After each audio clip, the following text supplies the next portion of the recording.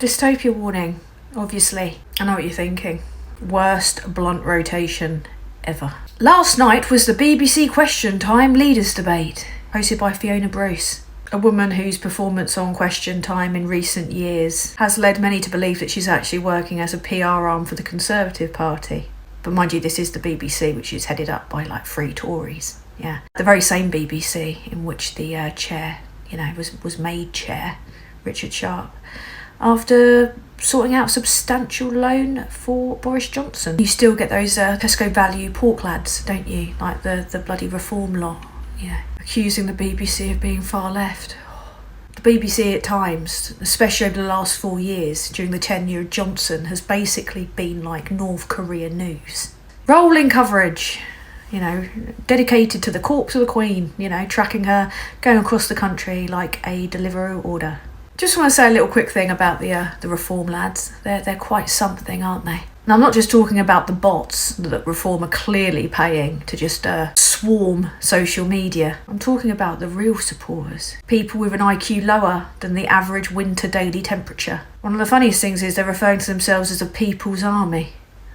Ironic, considering barely any of them could even break into a light jog. Just got visions of just an array of men that appear to be pregnant, attempting to walk briskly down the Mall, tripping over the flags that they've recently shagged, slipping on the froth that's coming off the tinnies of Stella. A legion of wives and girlfriends sitting at home just grateful to have escaped a beating. But they're the best of British, are they? Anyway, the BBC Question Time Leaders Debate. Wow. I'm going to pick them off one by one. Not like that. Calm down, MI5. Don't stick me in a suitcase yet, but do promise me a kinky death. It's what I'd want.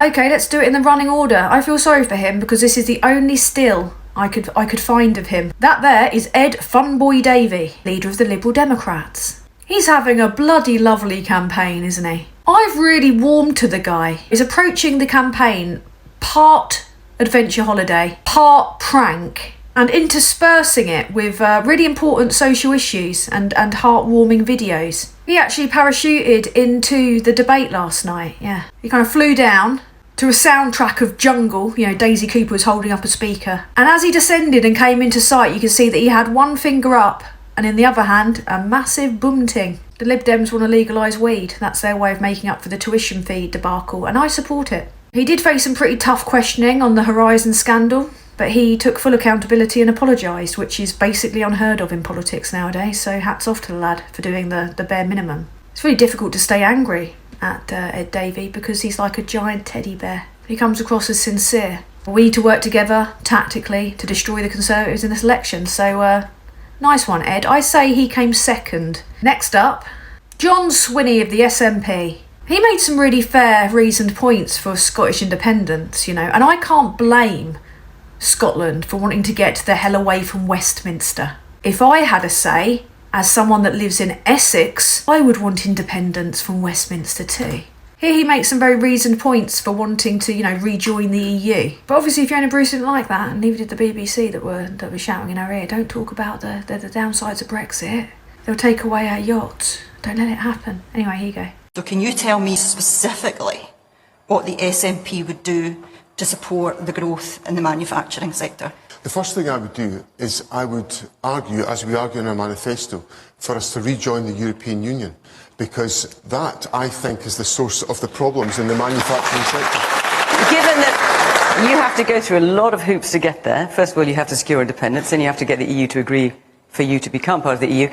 I think you want something slightly shorter term. I mean, that could be 10 years or something. But my point is that there's a couple of big issues in this election campaign that really aren't seeing the light of day. And one of them is the disastrous impact of Brexit on the United Kingdom economy. To be honest, saying that rejoining the EU would boost the manufacturing sector is like saying the sun's a bit hot. But I thought he came across well, even when there was, a few bits of discussion about the SNP scandals. I don't think a camper van compares to, stealing billions from the British taxpayer, which is what the Tories have done. Next up, it was no drama, just Starmer. This was quite an interesting performance, to be fair. And he did not get an easy ride at all. At times I was wincing. Regarding Corbyn, I think he should be clearer. They're still using him as a rod to beat the current leader of the opposition with. Now, he said that Jeremy Corbyn would have been a better Prime Minister than Johnson. My mate Dave from down the pub, who eats the chalk off the pool table, would have done a better job than Boris Johnson, so it's not exactly high praise. But say what you like about Corbyn, people have got controversial opinions on him. He gave a toss about people. Certainly no way he'd have been quaffing brandy at number 10 with his aides as people died. Anyway, Keir Starmer, right? I think we got to see a lot more of him as a person. We got to see his humility. We got to see a bit more of his moderate attitude. We got to see his diplomacy. All of which are important qualities to have in a Prime Minister. He spoke of his friend Jo Cox, who was murdered, to talk about the importance of unity. I think his best answer was to a question regarding Rosie Duffield, a relatively controversial, gender-critical member of the Labour Party. 3 years ago, you criticised... I would say, and a bunch of my friends that are trans would say, that he answered this very well. And I think it's not fashionable to think this, but I think he's actually done very well to turn around the Labour Party from their most crushing defeat to being consistently 20 points ahead in the polls and in with a good shot of winning a pretty good landslide. Hats off to the lad. You don't get to implement progressive policy until you get power. And I'm of the view to just see what he does. And if he cocks it up, I'll hand him his arse. I've saved the worst till last. Holy shit. It's tiny little Rishi Soon Sacked. His performance was objectively shocking. That's not a word I use lightly of spending 4 years immersed in the horror of this Conservative government, but wow. I've not seen a Prime Minister talk to an audience like that, and I've not seen an audience react how they reacted to Rishi Sunak. It was pure contempt, anger. People were furious. They were shouting shame at him. And this is not just about his record, or lack thereof, because they don't have any achievements. There were two moments that stood out. Firstly, a guy asking about the betting scandal, which I'm going to talk to you about in a bit more detail tomorrow, and the other related to leaving the ECHR. One thing that's really important to note is that Rishi Sunak has form for belittling women. I don't know if it's his private school education, I don't know if it's his, tech bro persona, but he does have the energy of a 4chan nude leaker about him, doesn't he? Could say he met his match last night. A woman in the audience asked a question about leaving the ECHR, which is essentially the next Tory ploy after Brexit. The ECHR is actually our only protection against the state. Something that we helped to create after the war as an act of unity. And look what's happened since we've left the EU. They've been allowed to basically legislate against objective reality. And that brings us neatly on to Rwanda. But before I go into that, check this out. So I'm just going back a step. Are you really considering leaving the ECHR to push forward your Rwanda policy, which, let's be honest, is devoid of strategic thinking and just is inhumane? So you're talking about the European Court of Human Rights. So, do you know what happened last month? 15 other European countries all signed a statement about illegal migration. And do you know what they said? All of them agreed.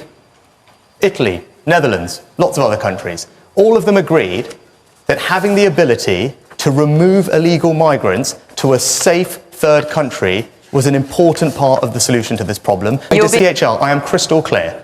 Right? I believe everything that we are doing is in compliance with our international obligations, but if a foreign court, including the European Court, forces me to choose between our country's national security and membership of that court, I'm going to choose this country's national security every single time. So Fiona, that means that it's not a British court. It's not. You think it's fine for people to come and they shouldn't be removed? That's your decision. I don't think that's right for our country, and that's why I'm prepared to do what it takes to get this problem resolved.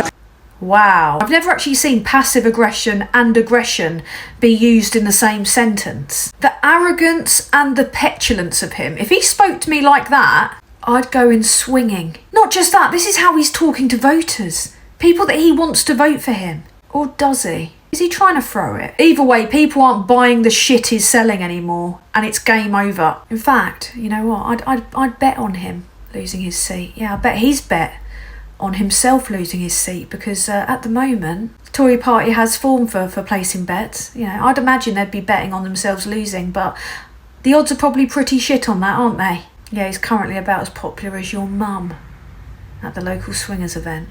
Not very. It got worse. A man that I'm referring to as Eyebrow Man, a Scottish fella who took absolutely no guff from that swine, chipped in to quite rightly point out that the ECHR is not a foreign court. Because you know the Tories, foreign equals bad. He quite rightly pointed out that the only other people that aren't a part of the ECHR are Russia and Belarus, you know. Dictatorships. It's just a point I'd like to make. There's only 2 other countries in the world that don't subscribe to the ECHR. Russia and Belarus.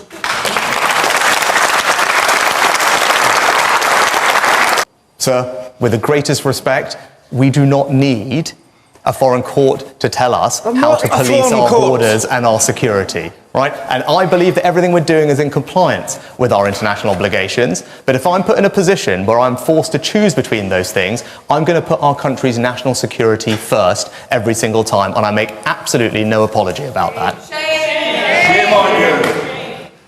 It's the only time that I've ever seen, even including Johnson, a Prime Minister have shame yelled at him by an audience. Let me make one thing extremely clear regarding Rwanda. It was never about a solution to a problem that is costing lives.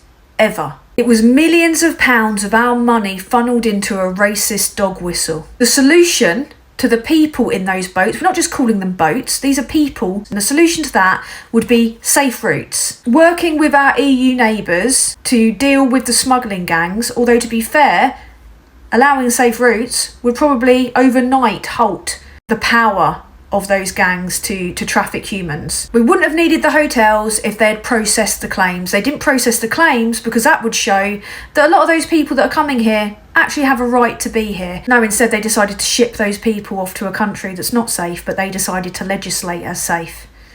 Yeah, that's the level of mental we got to.